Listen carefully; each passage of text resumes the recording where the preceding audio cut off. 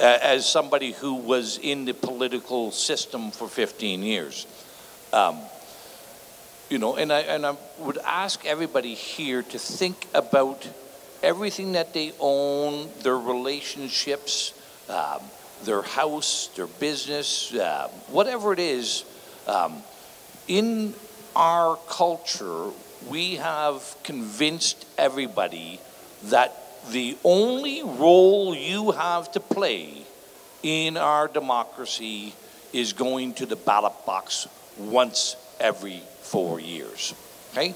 Now, think of, and paying taxes, yes, of course, and saying yes sir, no sir, with 3 bags full, sir.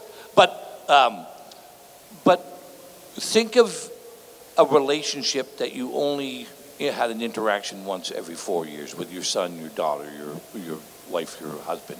Think of, you know, the garden that you plant. Well, I only have to go back once every 4 years. I don't have to go and pull the weeds out, and I don't have to tend to the garden. Just once every 4 years. What do you think that garden's going to look like in 4 years' time?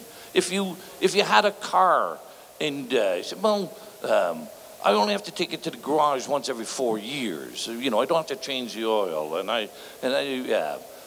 well, maybe it's an EV and you can just plug it in or something. But you know, you get what I'm saying is, if you want to get value out of anything in life, there's effort, there's labor, there's commitment. And once every 4 years doesn't cut it. And there are avenues available for people to be engaged and involved. And it's important, and we'll talk about this a little bit more later on, but as an elected representative, my job is to understand the concerns, the questions, the priorities of the people in my riding that I represent.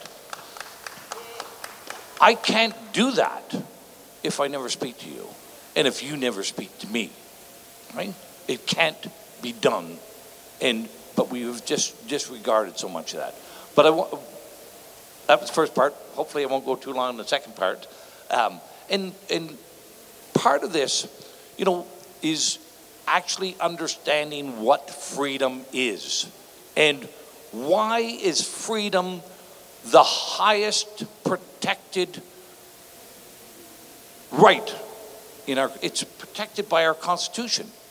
Why is freedom have such high protection? And it's not so you can choose which hockey team to follow. And it's not so you can choose which pub to go to tonight, or to go to McDonald's or KFC.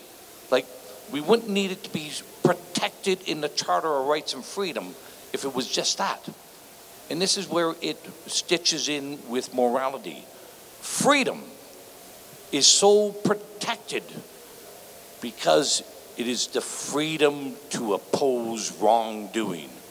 It is the freedom to speak against wrongdoing.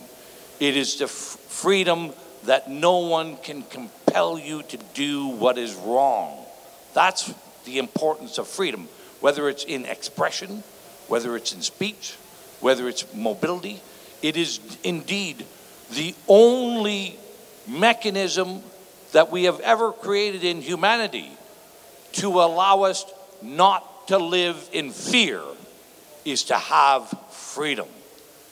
And that's the important element in freedom to be moral, freedom not to do wrong, freedom to oppose things that you oppose to, and freedom to be truthful and honest in all your dealings. So thank you. Pass it over to Andrew.